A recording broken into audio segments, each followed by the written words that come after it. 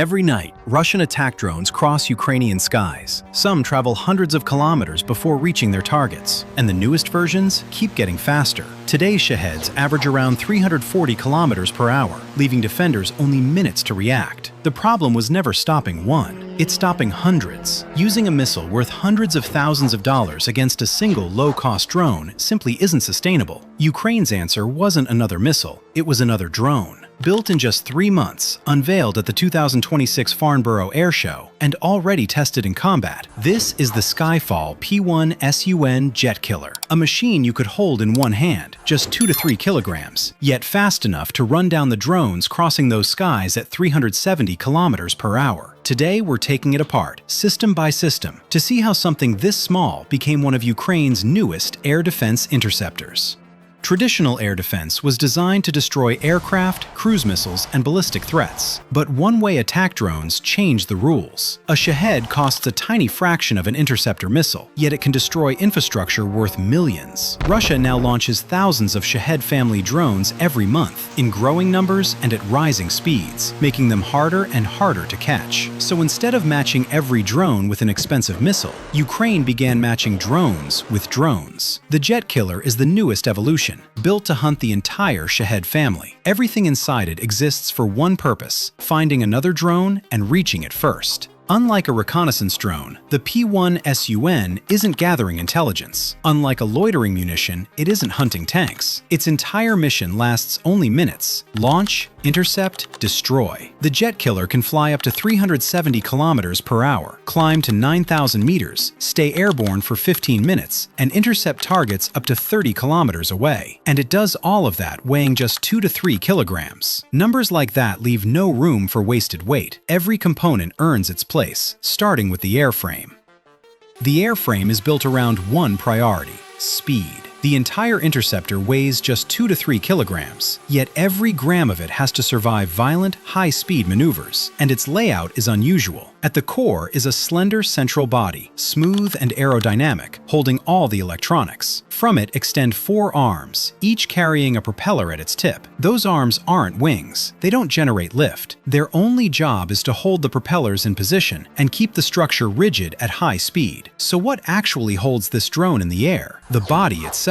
Shaped as a lifting body, the fuselage generates lift from its own form as it cuts through the air. No wings required. The faster it flies, the more lift it produces. It's a design that only works at speed, which is exactly what this interceptor is built for. A lightweight composite build keeps the whole thing stiff without adding weight. And at the rear, small control surfaces let the flight computer steer with precision. Because at 370 kilometers per hour, even a tiny input produces a big change in direction. Everything is packed close to the center of gravity: battery, flight computer, sensors, warhead, keeping the interceptor stable as it maneuvers. But none of it matters unless the drone can find its target.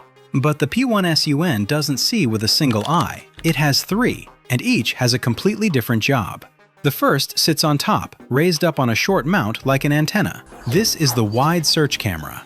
As the interceptor flies, it scans the sky across a huge field of view, hunting for the distant silhouette of a Shahed. The moment it spots one, it alerts the system and hands off the target.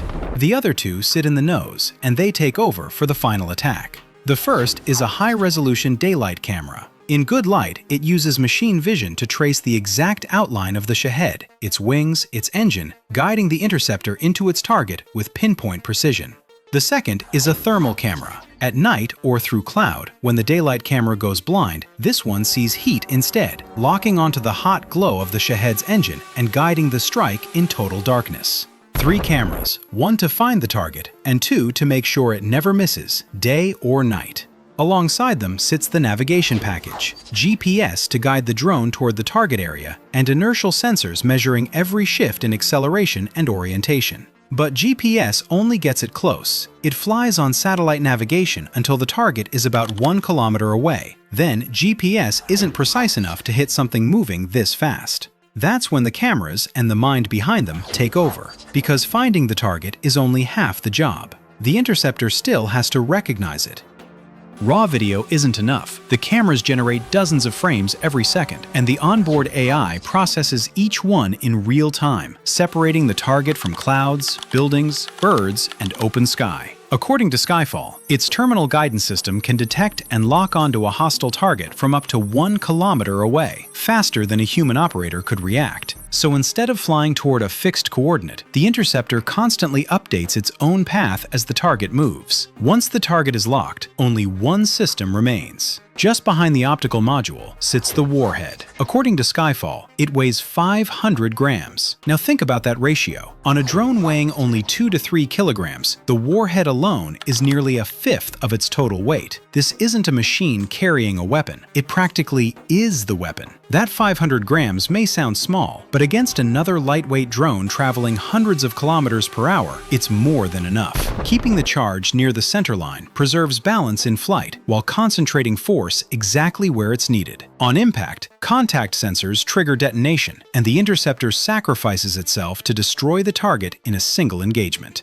Every interception begins with energy, and the heaviest component inside is the battery pack. Its exact capacity hasn't been disclosed, but here's the challenge: delivering 370 kilometers per hour, 15 minutes of flight, and a 500-gram payload, all from an aircraft that weighs less than a bag of sugar, demands an extraordinary power-to-weight ratio. Placed near the center of gravity, the battery keeps the aircraft balanced as its energy drains, feeding the cameras, the AI, the flight controller, and finally, the motor. Here's where the P1-SUN breaks from almost every fast drone you've seen. Instead of one propeller, it uses 4, one at the tip of each arm. And they don't point upward like a quadcopter. All 4 sit horizontally, facing the rear, spinning in a pusher configuration, pushing the Interceptor forward rather than lifting it up. There are no jets and no combustion engine here, just 4 electric motors, each driving its own propeller at extreme RPM. Splitting the thrust across 4 smaller rotors instead of one big propeller gives the drone more total power from a compact frame and finer control, since each motor can be adjusted independently to keep the Interceptor locked onto a target that's constantly moving. The result is a machine that reaches 370 kilometers per hour, roughly 20% faster than the original P1-SUN, which topped out near 310. The whole engagement lasts only minutes. After launch, the Interceptor receives the target's estimated location from external surveillance and flies toward it on GPS. But in the final kilometer, everything changes. The onboard AI takes over. Every frame updates the target's position. The flight controller calculates a new trajectory. The control surfaces respond. Milliseconds later, the drone corrects course. This cycle repeats dozens of times a second until both aircraft occupy the same piece of sky. Then the Warhead does the rest. The P1-SUN isn't replacing surface-to-air missiles, it's replacing the need to use them against every single drone. SkyFall says the original P1-SUN family has destroyed more than 5,500 Shaheds since entering service in November 2025. The JetKiller has reportedly intercepted more than a dozen jet-powered Shaheds, with production targeting 50,000 interceptors a month. If those numbers hold, autonomous interceptors could become one of the most important layers of future air defense.